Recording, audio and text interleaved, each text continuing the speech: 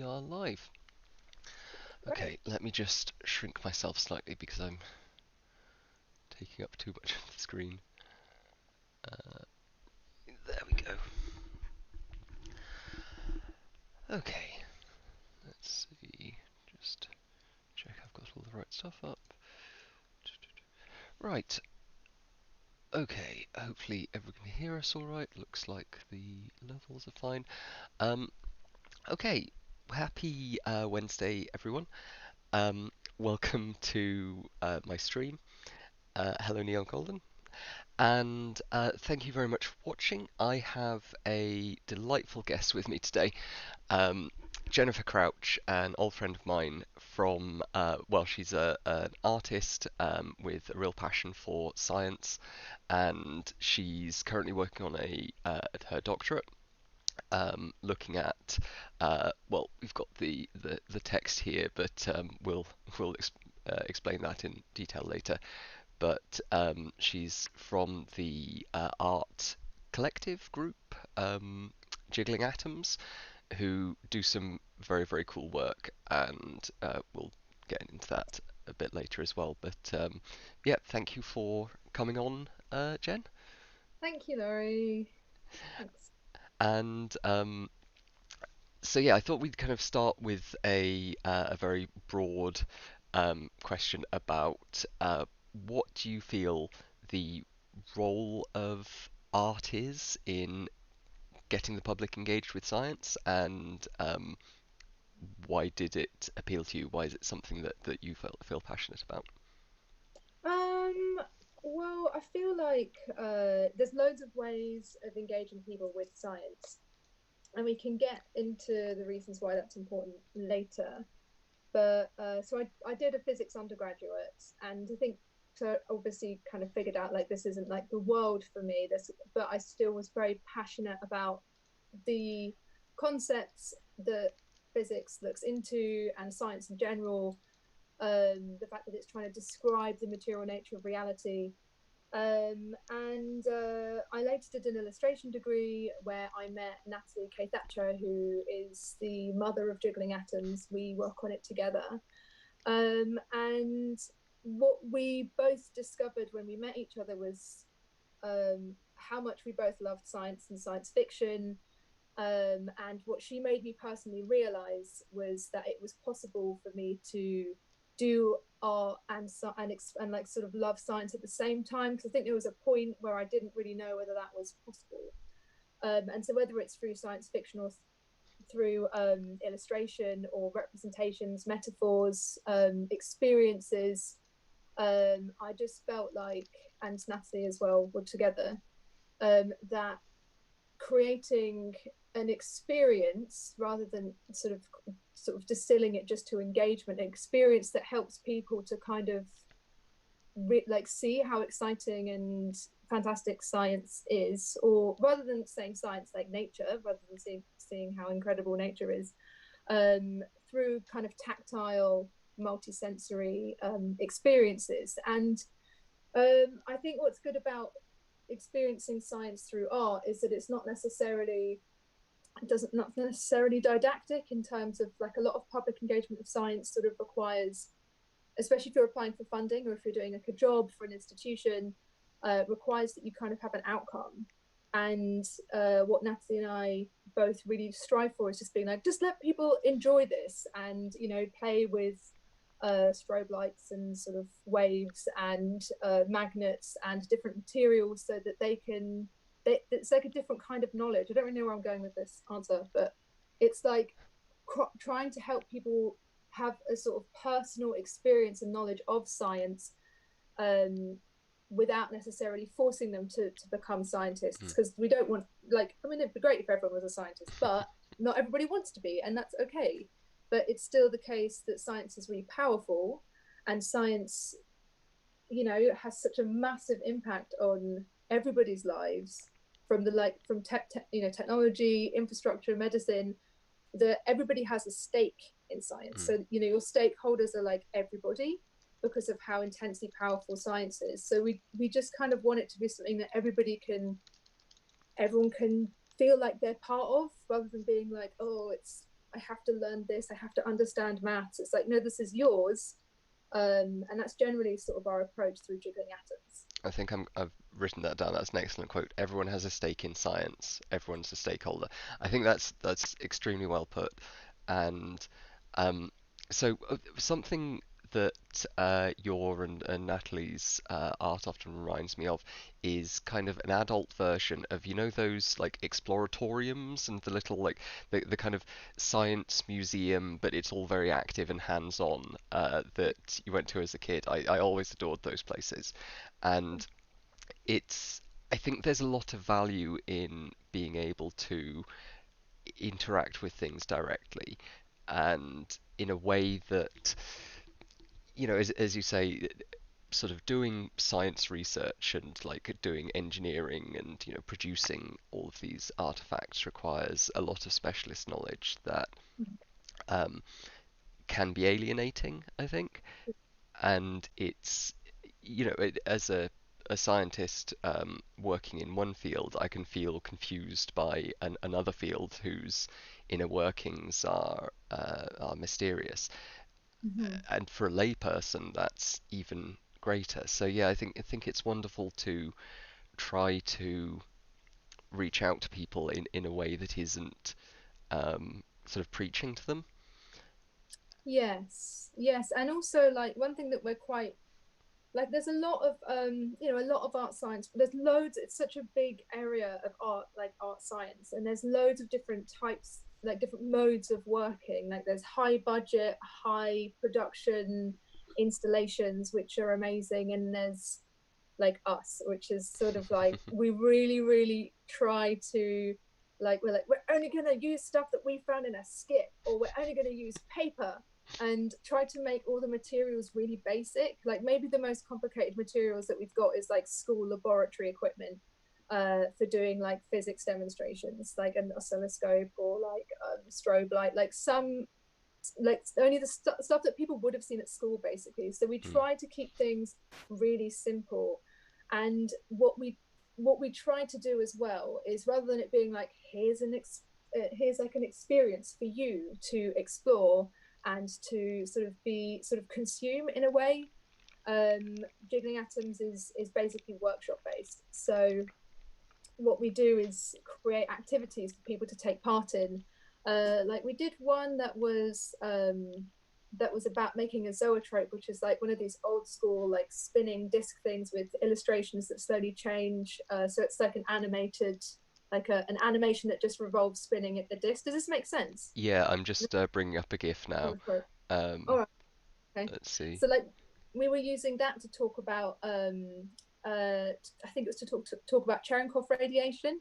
So we got people to create using like blue ink, blue crayon, blue whatever. Just how would you? And there was physicists there as well. So we will often, most of the time, unless we have like unless we're really disorganized, well, most of the time we'll organize ourselves so that we're working with a professional scientist who can provide like like proper answers to questions that people might have, and we're just kind of facilitating like a creative interaction um, with an idea essentially.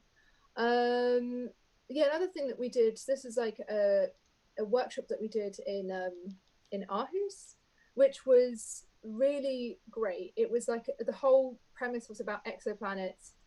And so my background, after doing illustration, I did medical illustration, which meant that I had to learn about anatomy and learn about drawing it and all of this stuff. And Natalie spoke about science fiction and different ways in which science fiction has tried to sort of depict aliens, essentially. Mm, And what we did was like had a kind of like show and tell of like, these are exoplanets. Here's one that is made of diamonds, or here is one that is, yeah. just these crazy, very unusual environments where where like you couldn't imagine life being there. So we're Mm, just like, okay, we know that. Here is some anatomical information. You have to invent an alien that could biologically live with whatever biological knowledge you have of biology in this environment, and you have to make it out of stuff that was found in a bin, basically.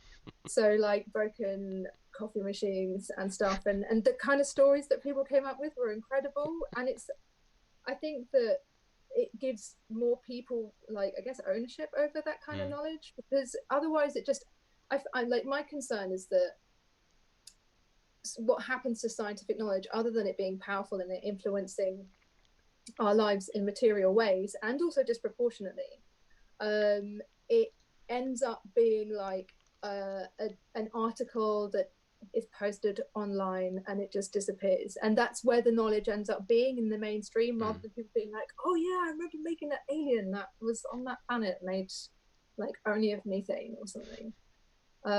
Yeah, so that's an example of like the kind of thing that we're doing. And the first project that we ever did, uh, what we did in order to sort of deliver that project was teach a course, a basic course in physics to, I can't remember how many it was. Maybe it was 25 or 50. I literally can't remember. It was 2012 blank. And we taught a course with two physicists. So with Malte Opperman, who's at Lausanne now, and Ben Still, who does a lot of public engagement stuff, mm, a sort of course in physics. And then these were all creatives. They were illustrators, visual artists, sound artists, animators, graphic designers. We set them a brief of creating either an exploration or an explanation of, like, responding to the actual knowledge that they had learned. So it enabled them to create artworks that either explained something, so that it was like sort of that it sort of had pedagogic kind of implications in terms of like communicating to other people things about science, or it was like an emotional connection to the fact that there's a lot of empty space in atoms. And yeah, it's, science is also cultural. Like, it's not, mm. there's a really nice Niels Bohr quote, which is like, physics isn't nature, it's what we can say about nature.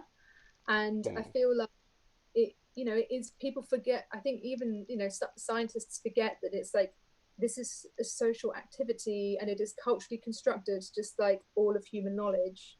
Although you are trying to create descriptions of the material nature of reality, and you can, with the power of maths, see that it works, it's still cultural. There's still that gap between thing, the like physics, and then the way in which we talk about that thing, which is science, or maybe illustration, or maybe a computer model, or maybe a painting.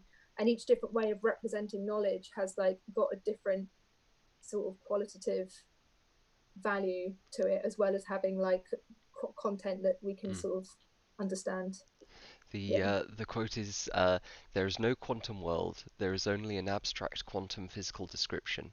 It is wrong to think that the task of physics is to find out how nature is. Physics concerns what we can say about nature." That's lovely. I very much yeah, approve that. It reminds me of the Feynman poem, "The Whole Universe in a Glass of Wine," which I'll have to cover properly on this some point. See if I can get Natalie on some point to do that, because she loves that absolutely, yeah, poem. Um, but yeah, the just what you were saying about the alien workshop, that reminds me of a test I did during my interview for Balliol College, one of my Oxford interviews. They kind of did that in reverse, where the interviewer brought in the skull of, I think it was a wolf, um, and said, "What can you tell about this organism?" based on just the skull. So you had to kind of go back and do a little mm, detective. Okay, so there's lots of uh, indentations and invaginations in the nose, so we can expect it has a good sense of smell, because there's going to be lots of mm-hmm. surface area in there. It has forward-facing eyes, so it's probably a predator or a scavenger.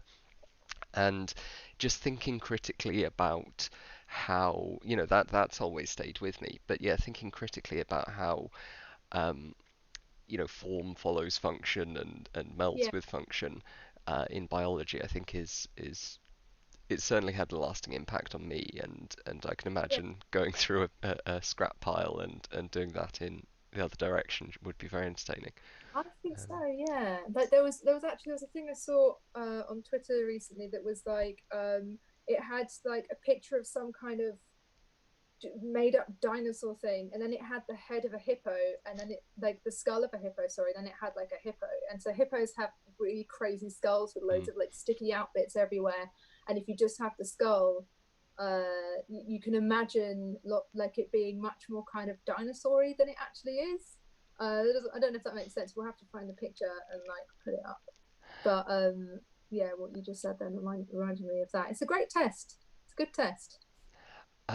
Just Yeah. to bring up a question from chat, which I think is quite a good one. So, kind of following on from, you mentioned just now that it was mostly like artists and illustrators at this Yeah. workshop.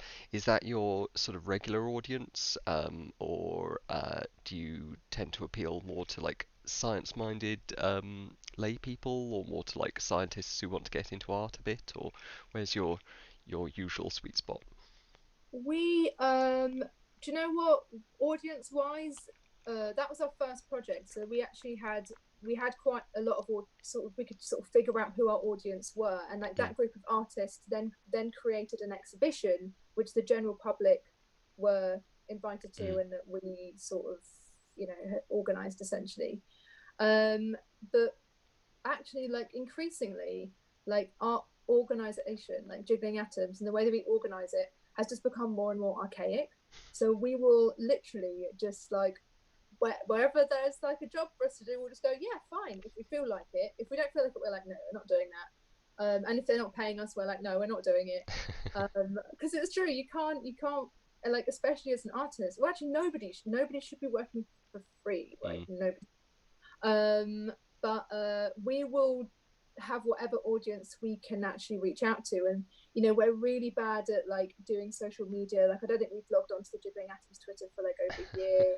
We keep getting logged out of the Instagram, like, and it's this whole archaic thing is we really enjoy it because like, you know, there is an industry around public engagement, and I mm. feel like we kind of want to push against that and keep it being like silly, and not go to an institution and have to like behave in a certain way and be sort of tidy and professional. We want to kind of just be silly.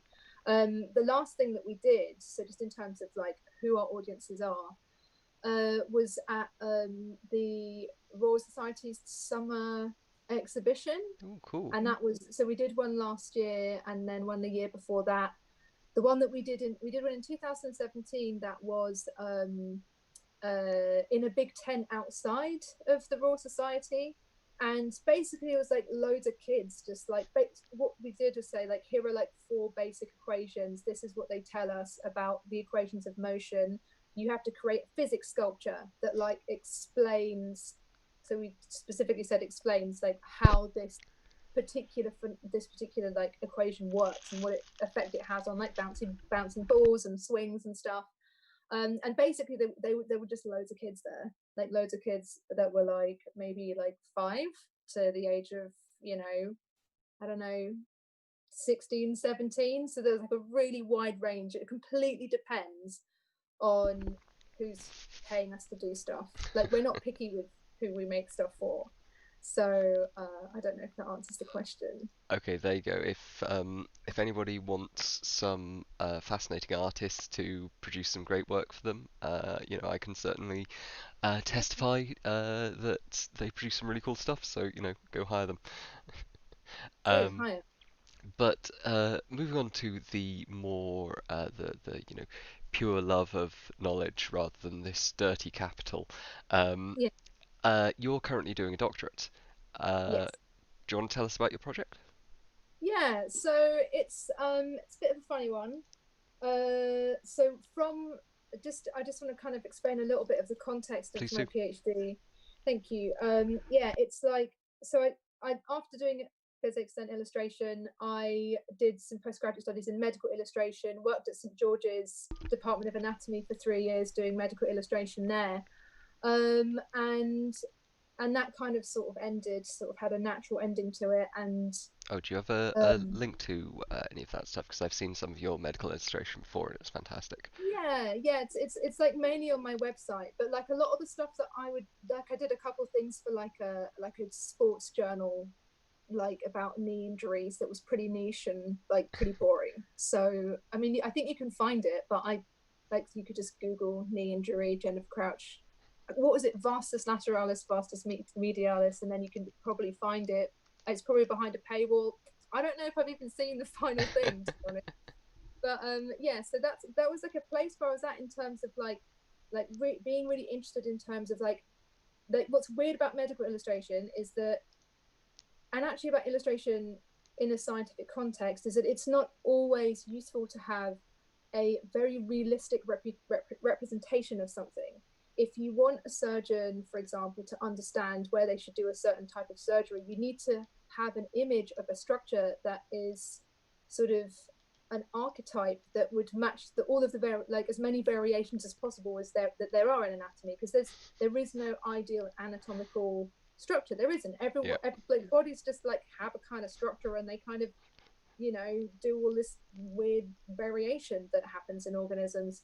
And so you have to account for that. And so what I found really interesting when I was doing medical illustration was that the kind of cartooned, abstracted representation was the most useful. Mm. And then like going from that, trying to figure out what to do next, I approached CABI, which is a Centre for Advanced Biomedical Imaging at UCL, and started learning about MRI. So I basically just like got in touch with the lab director and was just like, look, this is where I'm at. I'm kind of interested in doing a new project. Could you please have a meeting with me and tell me about what you do so I can see if I can figure something out? And then I just like MRI is the most incredible. I find it like a really incredible piece of technology. It as well as having this like really kind of visceral interaction, not interaction, what's the word? Encounter with the insides of our bodies and autonomous functions within our bodies and pathology and the threat that that brings, as well as having all of that kind of baggage, not luggage, baggage. Yeah. MRI sorry. The same thing. MRI is also, it is the same thing, is also amazing because it's like the external magnetic field of the MRI scanner is interacting with subatomic particles that are within the cells and the materials that make us what we are. And so I felt like there was this really interesting sort of connection between quantum mechanical phenomena. And I've always thought that magnetism and electromagnetism is like such an amazing phenomena generally to learn about and to sort of experience. And in connecting that with the kind of abject experience of like being a body, having a disease.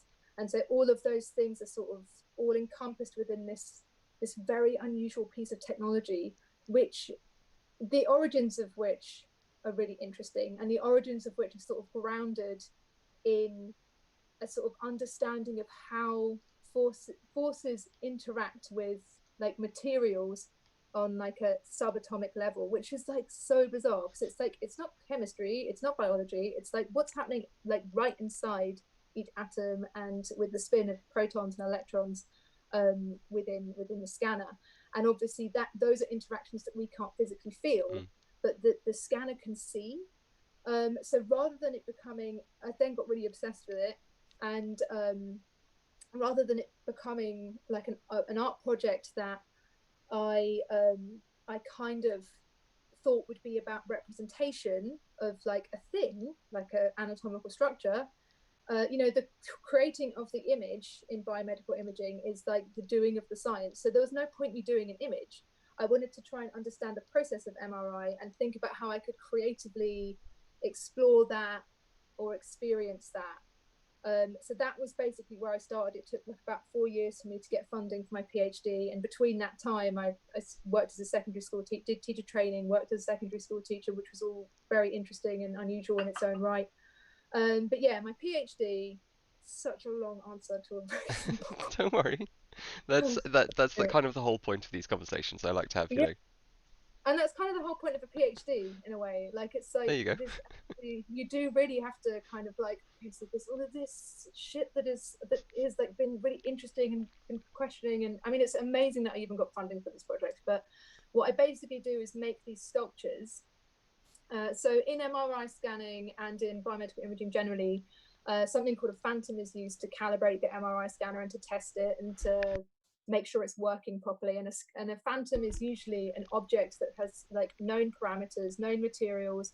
You know how it's gonna what it's gonna look like when it's scanned. You can play with the contrasts and the technical stuff that the MRI scanner people do, because I don't actually use the scanner.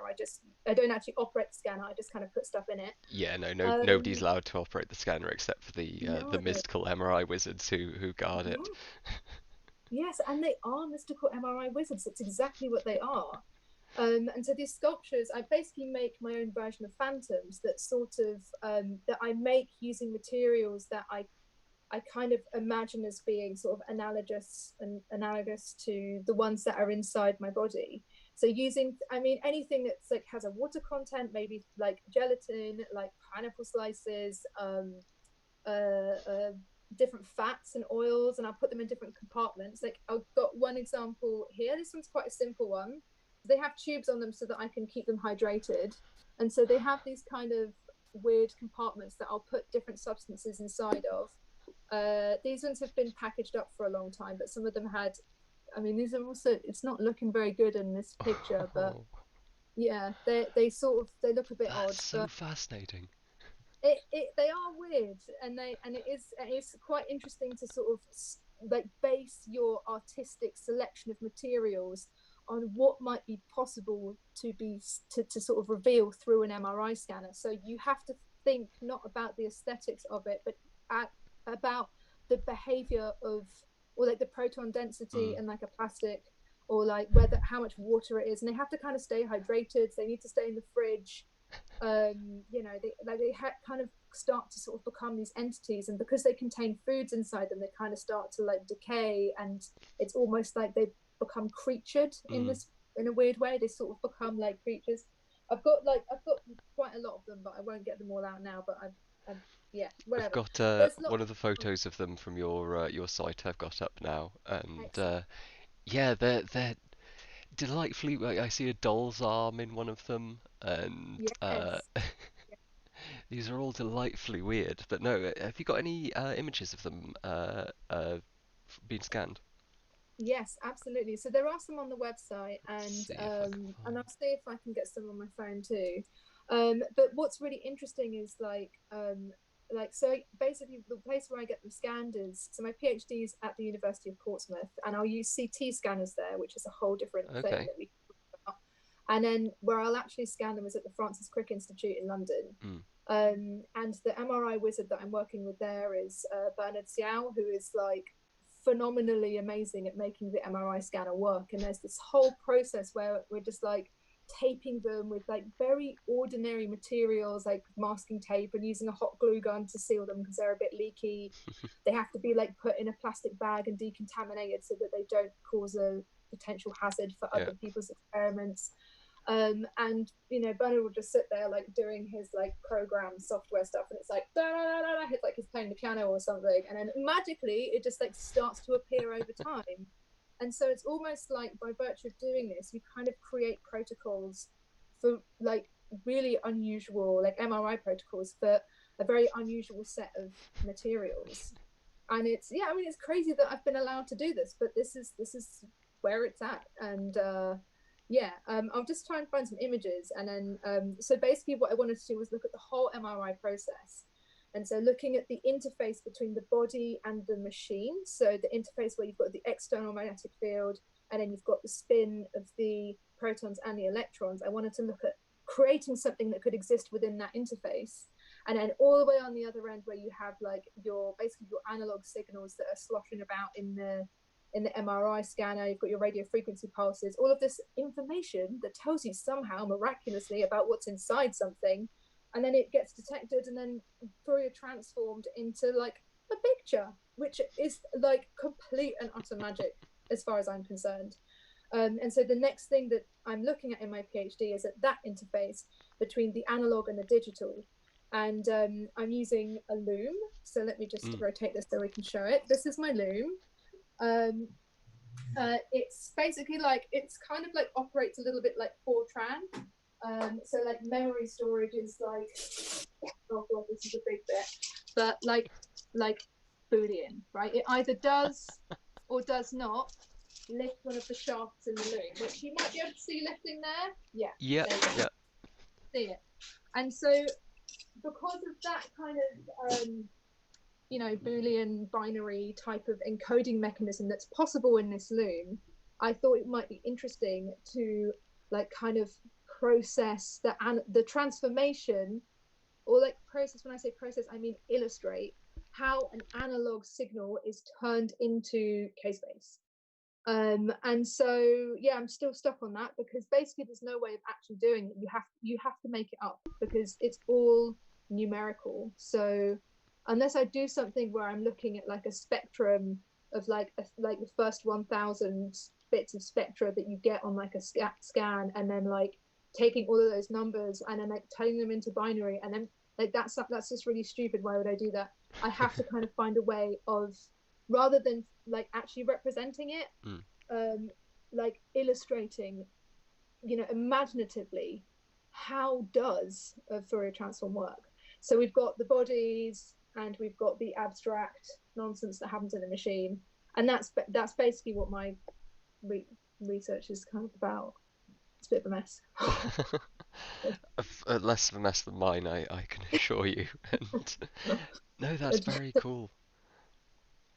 Um, Yeah, yeah, so it seems that I like the use of a very like low tech as far as kind of technology goes, one of the yeah, most basic, like right at the start of the Industrial Revolution, uh, contrasted with the fantastic, almost science fiction aspect of the MRI. Because as you say, I've worked with MRIs before, and Neon Golden in chat I know has done a lot of fMRI work, and I'm no physicist, but it does seem a little bit magic. it is. I think it absolutely is magic, and it's like there's loads in terms of the like writing about this and like critiquing content, which is what you do in a PhD. There's some really interesting, historical connections between the history of the loom and the history of the computer Mm, that are quite interesting to draw from. And obviously the history of textiles is like the textile industry is like the most exploitative industry that's ever existed. Like if you think of the Industrial Revolution, if you think mm. about the satanic mills up in can't remember where, but they're somewhere north Up north, uh, yeah. of London. um but there's the child export, basically the textile industry invented child exploitation. Mm, And then also like the slave trade and the cotton plantations in the US, and what that was for the textile industry. And today the textile industry like continues to be like the second most polluting industry on the planet, partly because of its use of petrochemicals, but it's there's a lot of interesting sort of conversations that or like ideas that I'm trying to explore in terms of like, industry at what cost, technology at what cost, discovery at what cost, like mm. discovery slash exploit. I mean, it's all just it's quite a lot of different themes that I need to try and untangle in bringing this all together. But yeah, I mean, I like the loom because it's clunky and because it's difficult, and because it's quite difficult to learn how to use. And like there's all of the shafts here. I'll just move these grips out of the way. um they all have to be level when I'm like these things. They all have to be, I don't know if you can see, they all have to be like as parallel as possible. And getting them to do that is like an absolute nightmare. And that's the bit where like kids would get their fingers chopped off and stuff. And so there's this like physical experience of trying to create this thing that I could probably create in MATLAB, like this Mm. visualization, this like patterning of this like mathematical process that could basically just be done or on squared paper. It could probably just be done on squared paper, but I'm like choosing to do it through this craft process. There's something about like the materiality and the physical difficulty of it that or for me anyway, Mm. that I feel provides opportunities for thinking about science and industry, and like history and how all these things are interconnected through materials and through objects that we buy, and what bodies are expended through the sort of making of these things. So yeah, it sort of goes into quite a bit of a sort of arts and humanities discussion. And I think it's also quite good to make sure that we remember that, you know, again, like relating to what I was saying earlier, science is not nature, or like what Niels Bohr was saying. Mm, You've got the quote. It's what we can say about nature. It's like you cannot depoliticize scientific knowledge. You cannot depoliticize it. It is so deeply like embroiled in the state of the world, basically. mm. Um, yeah. I think that's something that I've become much more persuaded by since I started a science degree. Mm-hmm. Particularly since I did, graduate education. Uh, Obviously, science is, to my mind at least, the most reliable, effective, widespread way we have of explaining the world. It's extremely useful. It's brought us all kinds of wonderful bounties and whatnot. Uh, but it's impossible to completely separate it from the people who do the science and the context in which it's understood and the uses that it's put to and so on and so forth. And yeah, I'm interested by your sort of process there of almost using um, a like industrial process as meditation, as a kind of Yeah. specific space to think about the meaning of it. Yeah, so I mean, actually, and that's really it. And I mean, like just sort of responding to what you were saying Mm, earlier, when I got into physics because I couldn't handle people, so I was like, this is safe. I'm just gonna do physics. Like this is a safe place for me, and it's kind of come full circle where I've mm, realized, oh, okay, so like, excuse me. Like physics is social, and it impacts people so profoundly that you cannot escape that. And whilst it was comforting for me when I was like a teenager just to sort of mm, do that, obviously as you know, as I've gone on in my journey, it's become more and more apparent how deeply embroiled and how critical it is for science to be more conscious of the implications it has on people's lives. Um, so with using weaving as a form of like meditation on these kind of different, like who's affected, whose bodies are expendable, whose bodies aren't, setting it up takes quite a long time. And I think once you know what you're doing, it's quite straightforward, but it does take like a whole day to thread this up. So in January I took out like a sample that I'd woven, and thought I'd start something again, and that this would be like my actual the actual setup that I would use to actually sort of explore how to sort of illustrate how Fourier transforms work using the mechanism of this loom. mm, And yeah, so there are points at which when you're weaving where it's just it flows and you've got a good rhythm, like there's a real satisfaction, like a tacit tactile satisfaction in actually weaving, and you see the patterns forming, and you can use different colors, and that's got a very sort of sensory satisfying aspect to it. But then there are points where, for example, if a thread snaps and you're sort of like trying to peer through these little metal bits and trying to get the thread through and tie it in knots and fix it, where and your hands just feel absolutely gigantic. And you know, it's a big thing, but I basically feel like this big clumsy, you know, thing that's trying to repair this really tiny thread. So you have these moments of like real satisfaction and of like abject frustration. And so that's like, and you've got to like climb on it and like tighten the nuts and bolts in it, because like when you press down on the pedal it like thumps, and that kind of like over time loosens parts of it, so you have to continually maintain it. Yeah, it's crazy, but it's like that whole experience is like, and like somehow having to like reflect on that experience is part of my research methodology, essentially. Like it has to be sort of experienced. And you know, people and actually people still are like paid, like people who create handmade mm, fabrics, most things are mechanized now, you'll be paid like per amount, per per mm, unit length. And that's the way it was way back when all of this stuff was done manually. And so if you think about somebody in that situation who's definitely being like 100% being exploited, having to spend this time like trying to fix these very delicate little threads, and that taking up time for the amount of units they can create mm, per unit time, units of textile or meters of textile they can produce per however many hours or whatever, it had a real implication on or impact in terms of how people earned. And you know, there were injuries and all kinds of things in mills across the world, and there still are. It's just different now because so much of it is mechanized. But like having that kind of experience and having the sort of satisfaction of doing this craft in my home. So this is like my living room basically. Like this is just where I live.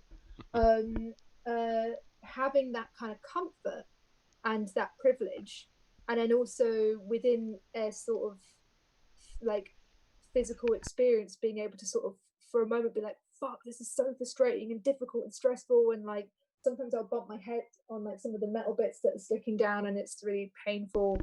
Um, you get like a little glimmer into how sort of horrendous the industrial mm. revolution really was.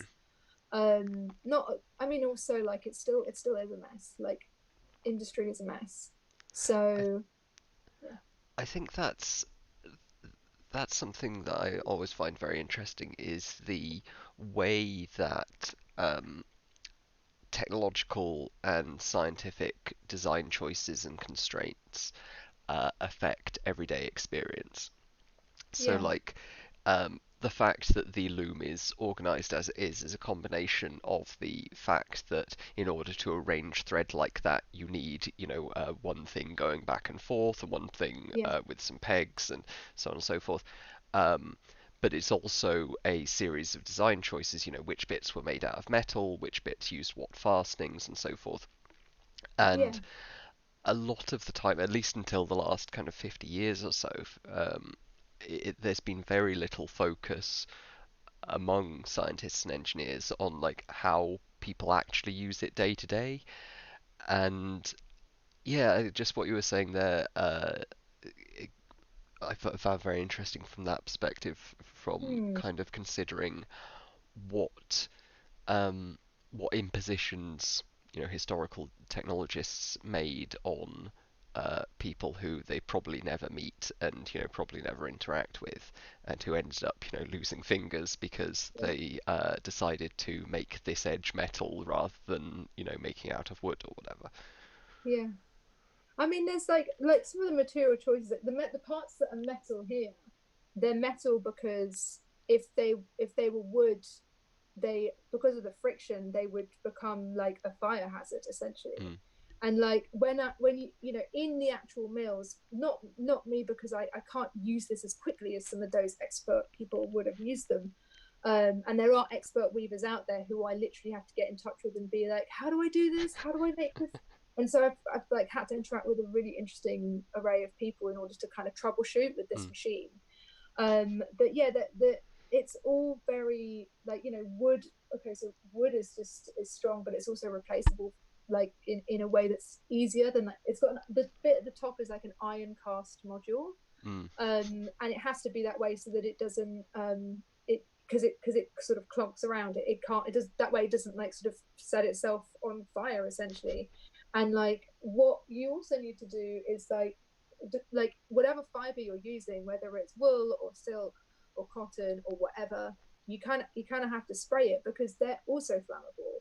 And if mm, it's like but in the mills like back in the day. I actually don't have any historical dates that I can give you, but anybody could look this up if they want to know. They used to in like sort of soak the floors of the sort of workshops or factories with water so that it would keep things damp. mm, Like you want things to stay damp if you're going to be using a loom industrially. And I don't really have any idea about how things are sort of managed with regards to fire safety in modern textile factories. But it's kind of, I mean, that's not what I'm looking at. That's not like my focus, but it would be something that I'd be quite intrigued just to see how that is managed. Mm. Yeah, Yeah, I know. Back in again the day, I think like early 19th century through to like late somewhere around there. Um, yeah, they used to have specialist kids who would run under the kind of running shuttles and grab up any big bits of fluff and thread so they wouldn't, contribute further to the fire yeah, hazard. And yeah, I think occasionally they'd get clonked on the head by the huge shuttles going back and forth. And yeah, yeah. yeah, I mean, it was. I mean, that, but that's like like imagining that sort of as a kind of like, this is just my job, and mm, this 5-year-old is working with me, picking up bits of fluff. It's like it's, and that was like once upon a. I mean, also like that is like history is like why we are where we are today. mm, So that we're all sort of in continuity with that like really horrendous history.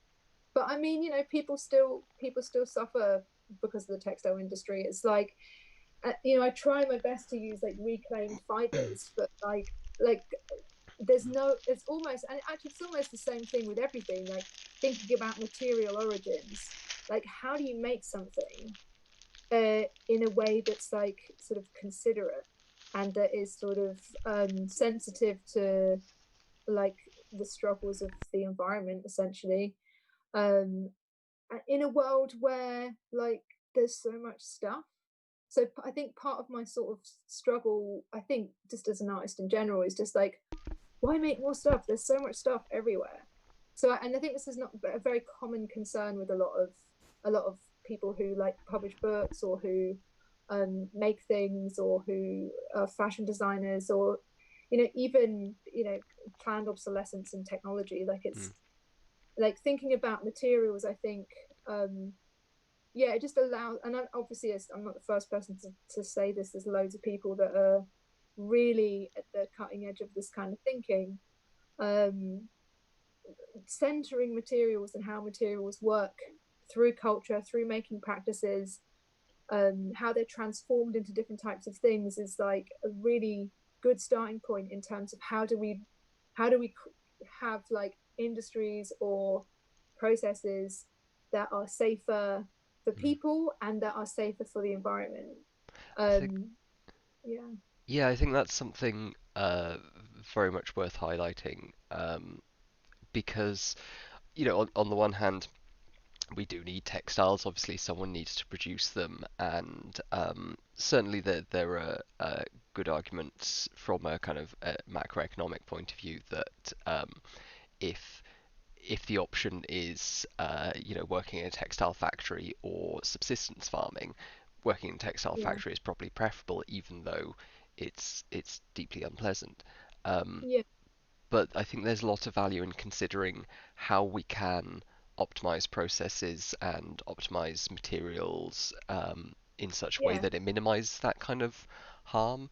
Um, yeah, I think particularly you mentioned kind of planned obsolescence and mm, technology. Um, Recently, I know there's been a big drive towards eliminating cobalt from batteries okay, because it's mined in particularly horrible conditions. It uses a lot of either slave, like literal slave labor, or labor that's basically slave labor, yeah, um, and is hugely damaging to the environment. So being able to consider these things and identify materials and processes that we can transform, I think is very valuable. yeah, completely. And I think like you have to think about all of the different people and all of the different places that could be affected by something in order to kind of come up with ideas for how you can replace industrial processes with things that are better and safer. And like so what's being used instead of cobalt? So I believe they're shifting towards different battery chemistries. So lithium-ion cells Mm-hmm. have historically used quite a bit of cobalt in their.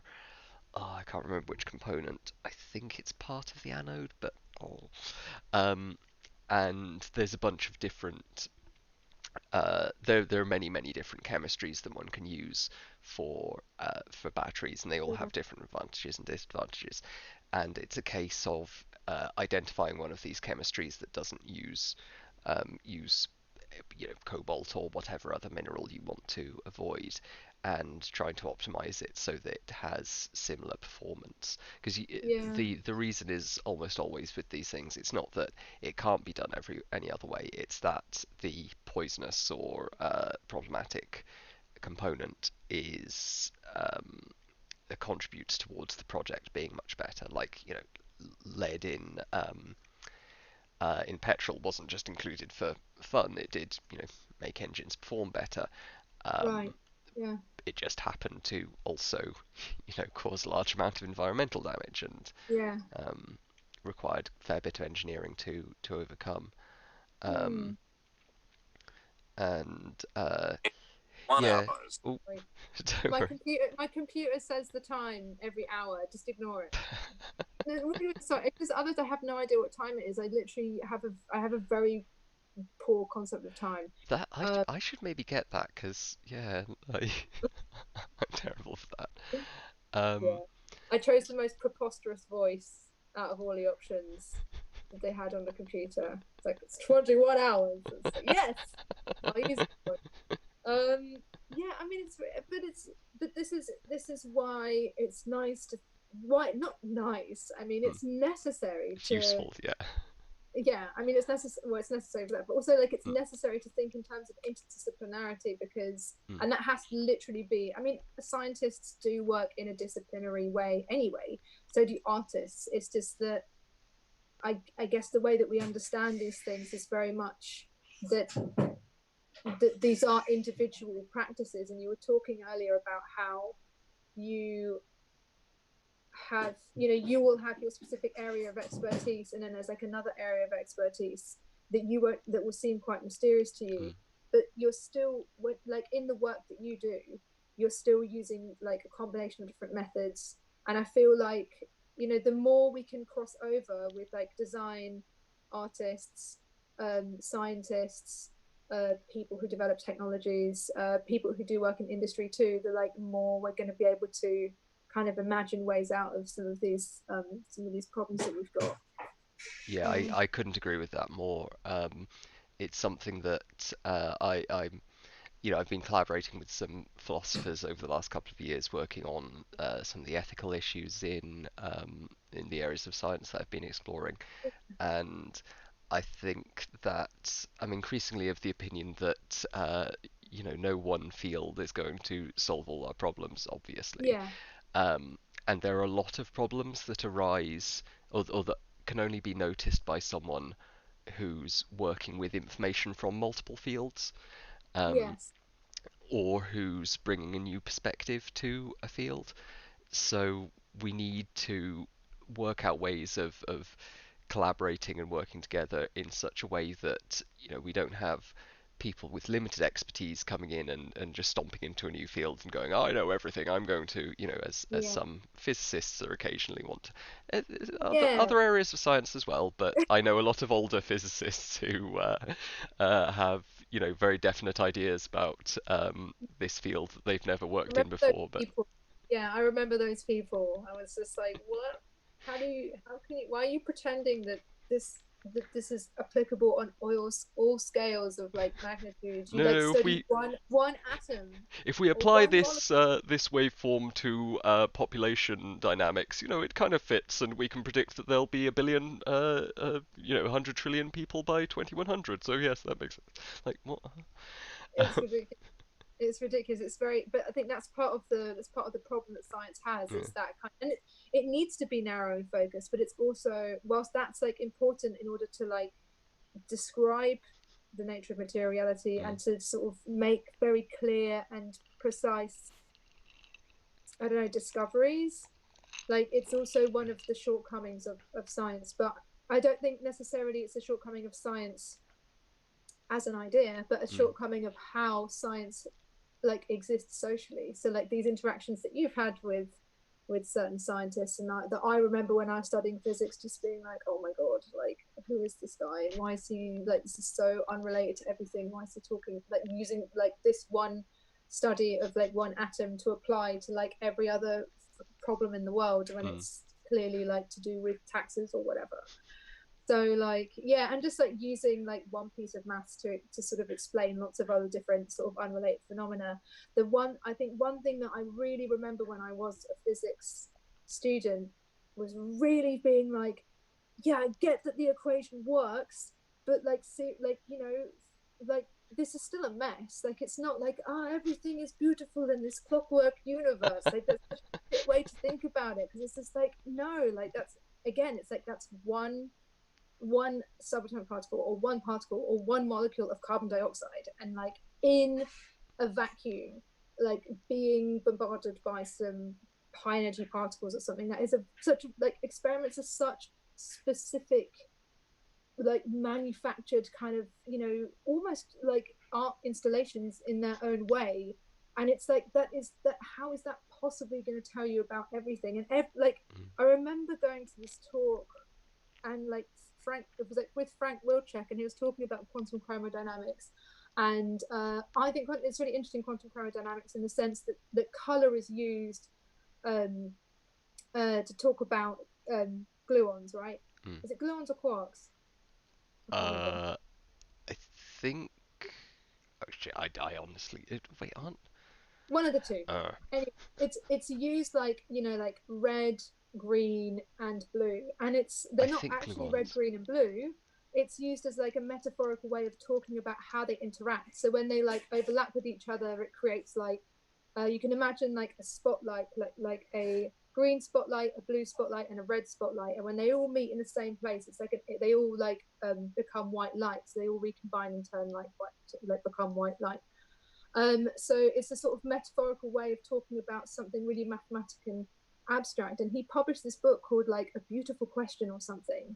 And like, and it just, I just sort of found myself sort of thinking like, how is everything? Because literally every single like philosophical problem in like human history was like condensed like everything is beautiful, and it was just like this. It's like it's mad. It's like it's dogmatic, and like no shade towards Frank Wilczek. Like he's a great scientist, but Yeah. like I felt like the book was just like so not what science needs to be right now. It really doesn't need to be whilst I don't want to sound like maybe it is hypocritical of me. I don't know. I don't. You don't have to like push it forward as this like transcendental, like fantastic, amazing sort of almost spiritual experience. Like I'd say I don't want to sound like a hypocrite. Like with Jiggling Atoms, Mm. we want people to like really love science and really have an amazing emotional experience with it. But we do that by being messy and by saying, look guys, it's a fucking mess out there, and like your experiments will go wrong and your cell cultures will die and you won't know why, and none of the science that like is wrong is being published because of the bias in publishing things that go right. Although what was it, the journal for there was a journal that was Oh, publishing wrong. for null results. Yeah, there was no result. Yeah, I didn't know about no results, but there was one that was like the journal for I can't remember, like negative results or something. Yeah. But I don't know whether they were still doing things, and it's like that's part of the problem. It's part of the problem with like well the problem that I see in science anyway is like mistakes are important. Mistakes are really important in science. Like publishing a paper about how like treating a particular cell culture doesn't work is really valuable because then some Mm. postgraduate somewhere doesn't have to waste their time doing the same thing and going fuck, I just wasted all of this time and like these resources on doing shit that like 20,000 other people have done and it doesn't work. Yeah. Yeah, Yeah. Yeah. yeah. There's a lot in that. All right. Well, I think we'll probably sort of wrap it up there if that's right with you. Yeah, But yeah, thank you so much for coming on, and I think that's a really good note to end on because you're absolutely right. You know, it's a big limitation. It's something that I think we as scientists need to overcome and better yeah, communicate. And yeah, definitely. Like mistakes are really important. Not rather than this like chain of like. I don't know, just like perfect sort of Mm. like present, like Of scientific apple falling on histories. head and perfect revelation. Yeah. Yeah, that's I don't know exactly how to like describe it, but yeah, exactly that. Thanks so much for this. It's been Yeah, really thank you nice for to coming talk on. to you. You too. Yeah, And it's have you got anything you'd like to plug? um oh, I don't know, just like, I don't know, All just right. Well, sometimes I put stuff on Instagram. here we go. Here's your Insta. Sometimes I put stuff on Twitter that's to do with my work. I I've actually been so this is like, I know it's the end, but I just quickly I'm just Please going to do, say this, please. like, yeah, so like, I was diagnosed with breast cancer in November last year. Had a lumpectomy, had radiotherapy. I'm on various medications because it was an estrogen receptive um, cancer. So just suppressing the estrogen and giving me menopause, which is great. I'm into that. And, you know, that's, I mean, I guess I'm talking about this because like I've just told people to go on my social media, and that's what I've been talking Mm, about on social media. Um, but actually, just my it's weird because like actually my research and my phantoms and like my engagement with biomedical imaging technologies, like through making, um like put me in a position where I could sort of navigate my disease in a way that was really familiar, um which I think is actually probably quite an important thing to mention, because actually through this research I've found ways of coping with like what it means to be diagnosed with cancer and how that makes you feel and what it does to people around you, and this like crazy like reality, like how many unsupervised mutations happened before this like got bad, like, and then you're just like, am I just like a powerless monarch in this body full of cells that are just up to no good? And it's like, I mean, it's like it's makes it kind of something that I can not be frightened of, and mm, something that I can somehow understand. And I've met so many people in like waiting rooms and who are also having like MRI scans. Like I've had like so many scans, and so it's almost like I've been able to kind of understand what that's like as a sick person, mm, and having having had the time that I've spent. I didn't talk about the CT, but it's fine. Like the phantoms that I made for CT scans, the phantoms that I've made that were scanned at the crick in MRI scanners, it made it so much more familiar. And then mm. when I saw the data, I was just like, that tumor looks like a little bit bigger than what you thought it was. And they were just like, no, it's just what it looks like on the picture. And I'm like, no, I fucking know that picture, that tumor is bigger. And then the tumor, when they took it out, was bigger than what they thought it Mm. was. And I was like, I fucking told Called you. it. Yeah. And I mean, like, I wasn't scared Mm, of that like technological window into my own mortality. mm, And I met a lot of people in those waiting rooms that were really terrified, and so I'm really hoping that at some point, um like this PhD that I'm doing can somehow be accessible in a way that sort of makes things less scary for people. I don't mm. know how I do that, probably like a whole different project, but like, but it's just it's been dramatic. It's been a dramatic time, put it that Sounds it. way. Yeah, but I wanted to say that because and I wanted to share that also because it's hard to share, Mm, um and because it's like, because there's like stigma surrounding disease and surrounding pathology that I think makes it like harder, because I found myself being concerned about telling other people and like having to say things in a way to sort of manage how other people were going to respond to me telling them that I had cancer. mm. And like I just feel like maybe that's not necessary if we actually understood, like, what it means to be a multicellular organism, that shit like this is going to happen. Like Yeah. that's just basically what it means. And then the connection between like what it means and like statistical literacy basically. Mm, And then we had COVID, so it's like it's kind of feels like it's, yeah, like my personal experience recently has like really connected to my research in a way that, as well as all the other things that we discussed. And I know I'm going to have to edit this thing down like amazingly before I actually finish it, but um that can somehow like, yeah, help in processing those kind of things. Yeah, so I just wanted to share that. Well, thank you And very much. I yeah, very much support kind of normalizing discussion of diseases, and I've yes, spoken about my mental health stuff and whatnot on here before, and yeah, I really appreciate that. So, yeah, um, I think it's an interesting, it's both an interesting insight into the way that your work has interacted with the medical condition, but also I think that's a very good point about just trying to demystify some of these mm, processes to make people more comfortable with them, because there is a lot of, we were joking earlier about the MRI wizards, but yes, there is a lot of this um, disconnection and kind of otherworldliness to science and medicine um, that I think often impacts people's lives negatively when it doesn't need to, and just a bit more awareness over the true nature of these things as opposed to the kind of idealized nature of them would be yes, beneficial.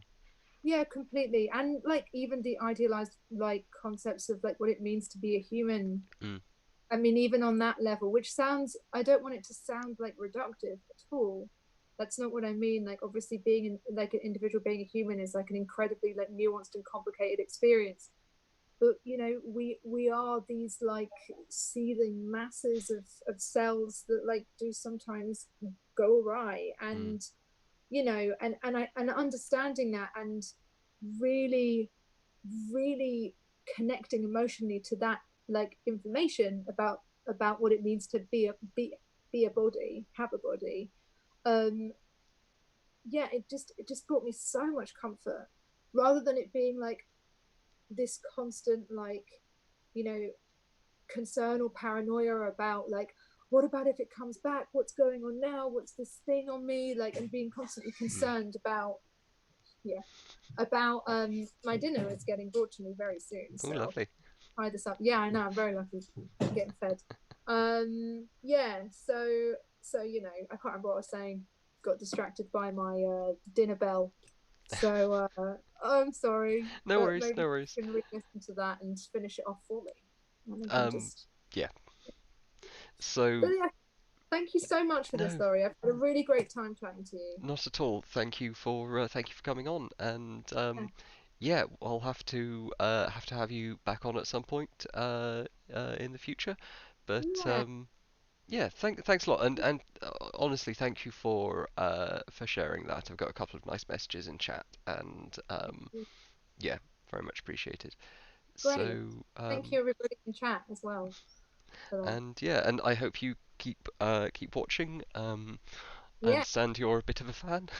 Yes, I am. I think it's great. I love the digressions and the conversations. So yeah, I always watch it on YouTube though, rather than Mm. it being a live stream, because I get confused with time. So yeah, it's great that it's like recorded and that I can go back to it. And then Well, I can share it with Natalie, and Natalie can watch it too. oh, well, I'm glad you've been enjoying that, and that the putting up on YouTube is getting some use. So I haven't actually Yes. checked any of my viewing statistics I for love the like weeks cocktail and weeks. history thing. Sorry, I Thank just you. spoke over you, but like the cocktail history thing was great. That was really good. I I shall love have cocktails. to continue that. I'm planning on doing one like from Prohibition onwards. Very good. So yeah, more modern. But that's some point in the future. But Yes, moonshine stuff. yeah, Great. absolutely. All Yeah. right. Well, thank you All very right. much indeed. You enjoy your dinner. Sorry. I Ta ta. will. Bye. Bye. Thanks. See ya. Ah, there we go. Right. That was a rather nice chat, I thought. Um, I hope everyone enjoyed. I certainly did. And I think normally, I do a more like pure sciencey sort of stuff, but I think talking about that intersection between uh, science and art is very important. And yeah, I think that was a good conversation. So, um, yeah, sorry I've been a little bit rubbish with like streaming properly the last week or so, but hopefully that chat makes up for it a little bit, and I will keep you all appraised of future guests. I've got a few irons in the fire, as it were. Um, but for the interim period now, I'll be back on Friday, um, mixing another cocktail. I might do a. I keep on meaning to do a blender drink, but I'm worried the noise of the blender is just going to be poison on stream. Maybe I'll just play some music while blending or something. But anyway, regular cocktail on Friday, followed by some gaming. Um, oh, and do let me know. I've been vaguely thinking about moving the start time to 9 p.m. UK time, which would be 4 p.m. East Coast. Uh, it's not like set in stone by any means, but let me know what you'd think about that. Particularly any of my regulars, because like I don't want to shift if it's going to mess with you, but yeah. And also, thank you very much, Chinchilla and everyone else who was uh, commenting. I, always appreciate input, and even if I'm not like asking questions of the guest immediately, it's nice having a few extra questions that I don't always think about. So yeah.